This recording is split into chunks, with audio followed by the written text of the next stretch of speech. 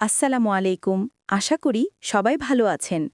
আমি তানিয়া আছি আপনাদের সাথে এবং আপনারা দেখছেন বিজ্ঞানটি। আজ আমরা জানব রসায়নের একটি গুরুত্বপূর্ণ ও সহজবোধ্য বিষয়, মৌল ও যৌগের পার্থক্য।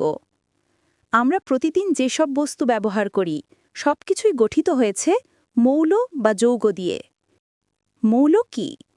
মৌল হল এমন পদার্থ যা শুধুমাত্র এক ধরনের পরমাণু দিয়ে গঠিত। এটি রাসায়নিকভাবে আরও সরল পদার্থে বিভক্ত করা যায় না। উদাহরণ, যেমন অক্সিজেন গ্যাসে শুধু অক্সিজেন পরমাণু থাকে, তাই এটি একটি মৌল। যৌগ কি? যৌগ হল এমন পদার্থ যা দুই বা ততোধিক ভিন্ন মৌলের পরমাণু রাসায়নিকভাবে যুক্ত হয়ে তৈরি হয়।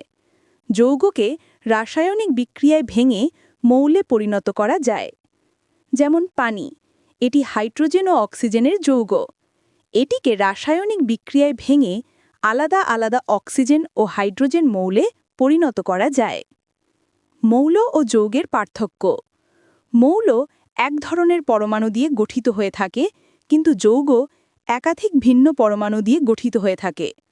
মৌল রাসায়নিকভাবে বিভাজনযোগ্য নয়, কিন্তু যৌগ রাসায়নিকভাবে বিভাজনযোগ্য।